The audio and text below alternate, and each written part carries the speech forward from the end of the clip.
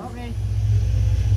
Every morning before dawn, thousands of pounds of fresh seafood are offloaded from boats at the largest auction of its kind in the country. At the Honolulu Fish Auction, the higher the quality of the catch, the better the price.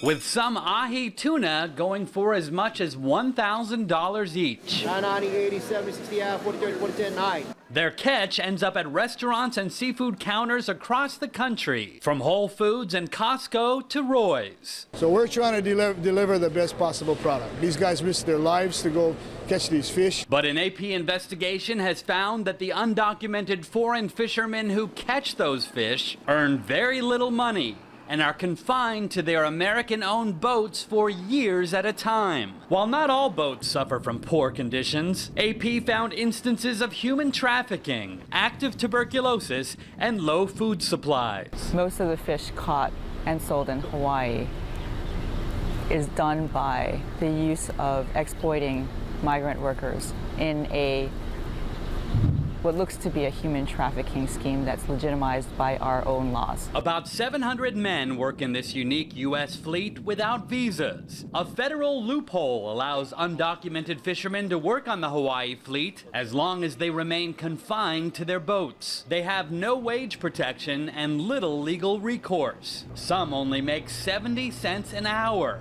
working up to 22 hours a day. Most come from impoverished Southeast Asian and Pacific nations like these fishermen from Indonesia.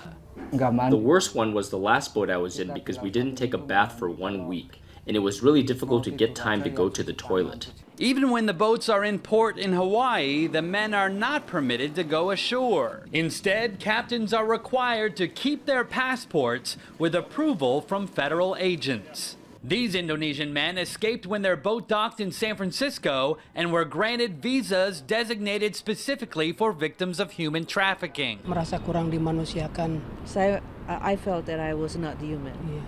They chose not to show their faces, but through an interpreter, claimed their wages were not only unfair, but that the work was unsafe. I have seen a lot of accidents amongst friends. Yang nggak ada satupun dibawa ke rumah sakit atau ke dokter. And the captain did not bring any of them to the doctor. Kemungkinan saya akan meninggal. Because if I keep on staying in that boat, I think I will die.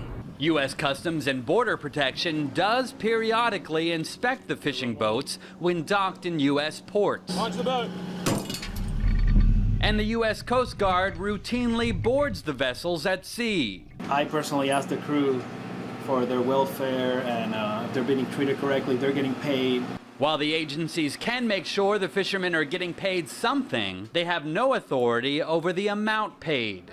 This fisherman says he nearly died earlier this year when his boat sank off the coast of Hawaii. Others have been killed, falling overboard, or in knife fights. Because we want to make a living for our family, children, and our future. So we have to face it. A spokesperson for the National Fisheries Institute, which represents about 75% of the U.S. seafood industry, told the AP mistreatment of workers and failure to provide for basic safety and hygiene is unacceptable. And, regardless of workplace exemptions, is illegal. Costco said it was investigating the issue.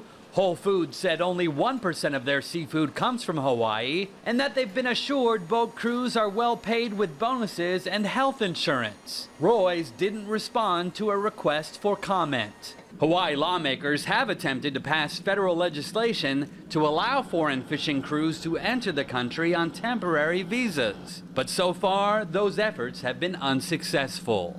Haven Daily, Associated Press, Honolulu.